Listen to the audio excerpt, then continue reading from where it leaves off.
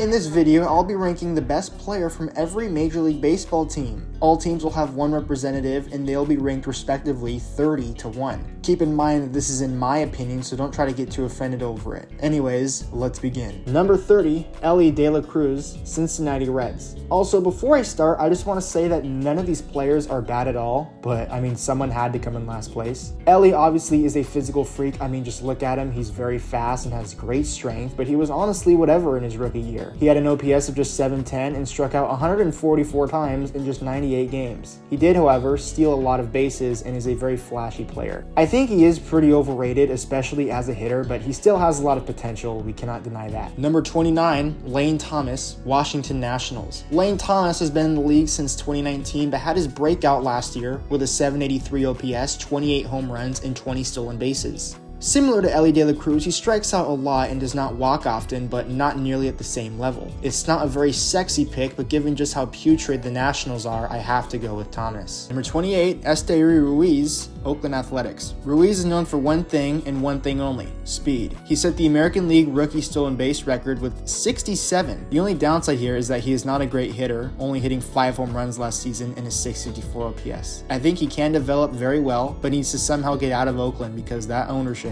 is just terrible. 27, Tarek Scoble, Detroit Tigers. There is not really much to choose from, just like the rest of the AL Central, but Scoble is the cream of the crop from all of Detroit's crappiness. He broke out in 2022 before undergoing surgery, and in his limited time last season, he was good once again. The future is not bright for the Tigers, but Scoble can be a nice starter down the line. 26, Pablo Lopez, Minnesota Twins. When Pablo frickin' Lopez is the best player on your team, you know something's wrong. But anyways, Lopez has always been someone with a solid ERA with good strikeout numbers, but he can be very inconsistent. Honorable mention to Carlos Correa, who has had a large career fall off since his days in Houston, but he can still be productive. 25, Nolan Jones, Colorado Rockies. Nolan Jones was actually very good for Colorado in his first full season. In 106 games, he had 20 home runs, 20 stolen bases, and had a very high 931 OPS. He can do it all and even played good defense, but no matter what happens, people will always put Rockies players' successes to the altitude, but this Nolan Jones kid I think is legit. I can't wait to see what he does in 2024. Number 24, Bryan Reynolds, Pittsburgh Pirates. Reynolds looked to be one of the league's better players after his breakout 2021 campaign, where he was an all-star, but he has not had that same production since then. He still has been very good with an OPS of 837 since the year 2022, and he is very well-rounded. I think he can be a serviceable player with a lot of upside. Honorable mention to O'Neal Cruz, very young and physically gifted, but also very injury-prone. 23, Christian Yelich, Milwaukee Brewers. Similar to Bryan Reynolds, Christian Yelich has not repeated his insane 2018 and 2019 years where he was the MVP, but he still has been fine. Since 2020, he's been solid with a 768 OPS, 54 home runs, and 60 stolen bases. His only downside is his glove, and I feel he's not been super healthy. The reason he is ahead of Bryan Reynolds, however, is because I feel like he has a way higher ceiling. Number 22, Cody Bellinger, Chicago Cubs. Bellinger is very interesting because he was one of the best players in the league from like 2017 to 2019, but injuries and bad play made him one of the worst players in the league for a while. He went to Chicago and had a career resurgence with an 881 OPS and 307 batting average. He signed a 3-year deal to remain in the Windy City, and hopefully we can see him come back to his MVP form we once saw from him. Honorable mention goes to Justin Steele, a very underrated pitcher.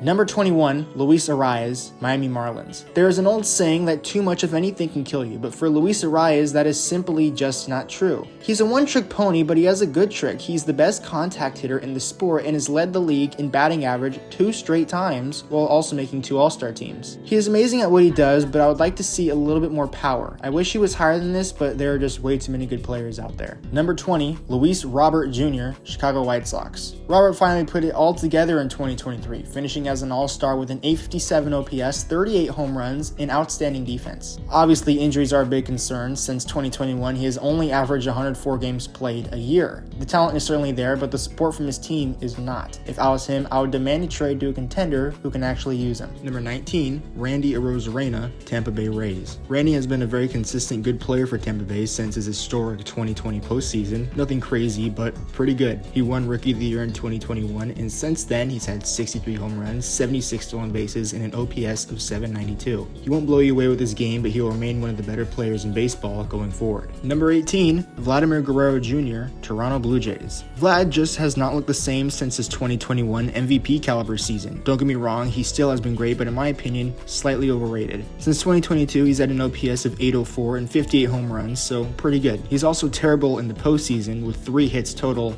and 22 at-bats. Honorable mention goes to Bo Bichette, a great contact guy. Number 17, Corbin Carroll, Arizona Diamondbacks. Corbin Carroll is simply one of the best young players in all of baseball. In his 2023 rookie campaign, he had an OPS of 868, 25 home runs, and 57 stolen bases, and also led the league with 10 triples, capping it off winning Rookie of the Year. I might be higher on him than others, but he's really good and will be a problem in the NL West years to come. Number 16, Logan Webb, San Francisco Giants. Logan has been a great ace for the Giants since 2021. He goes deep into games and even led the majors with 216 total innings last year, and he also puts up an ERA hovering around 3. Surprisingly, he has never made an All-Star team despite being top 15 in the Cy Young voting twice, even finishing second last year. Look for him to again lead the Giants to being absolutely mid. Number 15, Bobby Whit Jr., Kansas City Royals. If there's anything that has gone right for the Royals since 2022, it has been Bobby Whit Jr. He has become just as good as anyone thought he could be. So far in 2 years, he has a 770 OPS, 50 home runs, and 79 stolen bases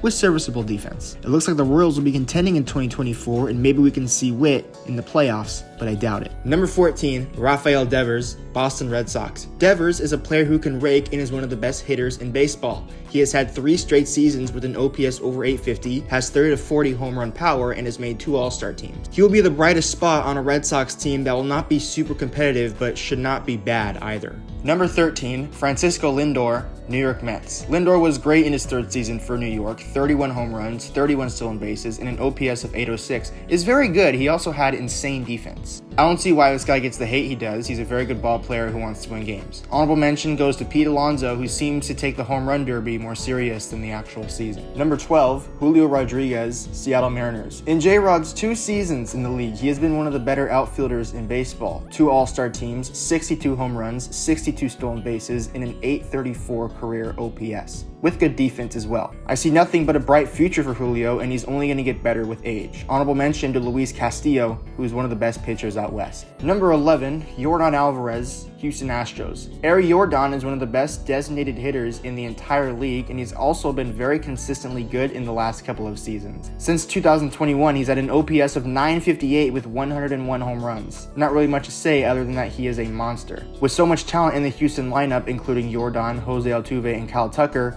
I don't see why they can't win a couple of more rings. Starting off the top 10, Corbin Burns, Baltimore Orioles. The Orioles surprised a lot of people by trading for Burns and giving up nothing really. One of the best starting pitchers in the entire league who since 2021 has just been dominant. 3 All-Star teams, a Cy Young Award, and a very high strikeout rate. If the Orioles want to finally make a deep playoff run, Burns has to do his part, and he can be a great mentor for all the super young Baltimore talent. Honorable mention goes to Adley Rutschman, one of the best catchers in the whole league. Number 9, Nolan Arenado, St. Louis Cardinals. Arenado has been one of the best third basemen in baseball since he first came into the league in 2013. He's made an All-Star team every year since 2015 and is one of the best fielders in the game, winning the Platinum Glove Award 6 different times. However, last season his OPS dipped below 800 for the first time since he was a rookie, and he didn't win a Gold Glove for the first time in his career. That does not really matter to me though. He's still great and he should be a first ballot Hall of Famer. Number 8, Jose Ramirez, Cleveland Guardians. J-Ram is, in my opinion, the best third baseman in baseball and remains the most underrated player as well. He has put up some very good seasons, and since 2016, he's never had an OPS below 806. He's a great fielder and a great boxer too. I think if he can put up 3 to 4 more good all-star caliber seasons, he can see the Hall of Fame. Big shout out goes to my fantasy team.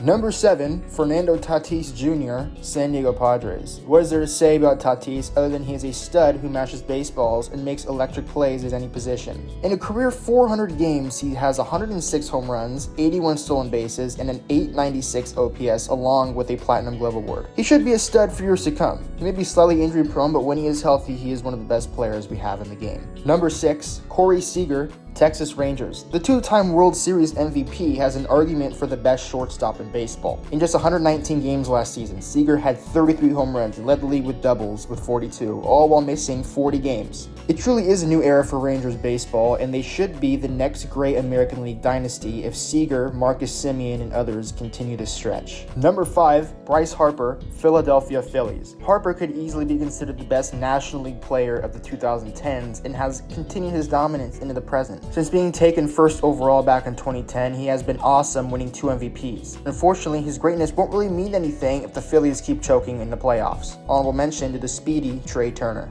Number 4, Freddy Freeman, Los Angeles Dodgers. Freeman is undoubtedly one of the best, if not the best pure hitter in the league. He has won an MVP and led baseball in doubles 4 different times. He won't wow you away with his power, but no matter where he is, he will rake. Now the Dodgers are looking to be the next dynasty. If they don't win the World Series, then their season was a failure. Honorable mention to Mookie Betts and Shohei Ohtani, who does not make the cut because he will not be pitching next year. Number 3, Aaron Judge, New York Yankees. Judge is, simply put it, one of the best players in baseball. Last year in 106 games, he hit 37 home runs with an OPS over 1,000 and good defense too. He needs to stay healthy, but when he is healthy, he is for sure an MVP candidate who can hit north of 60 bombs. Honorable mention to the best pitcher in baseball, Garrett Cole, who looks like he will be starting the year on the injured list. Number 2, Mike Trout, Los Angeles Angels. We all know how good Mike Trout is at this point. He has won 3 MVP awards and is an all-star every single year. Basically, whenever he plays, he will always be in the MVP conversation. However, he has been dealing with numerous injuries during the last 3 seasons, which has slowed him down just a bit. He is still outstanding, but we need to see him play another full season. If he were to retire at this exact moment, he would walk right into the Hall of Fame. Number 1, Ronald Acuna Jr., Atlanta Braves. Ronald Acuna last year had one of the best seasons I think ever, where he eventually won the unanimous MVP award. He led the league in hits, runs, stolen bases, OPS, and more. I fully expect him to have a Hall of Fame career, and my only concern is that he is slightly injury prone. Otherwise, he has everything extremely well. Honorable mention to Matt Olson, a great power hitter.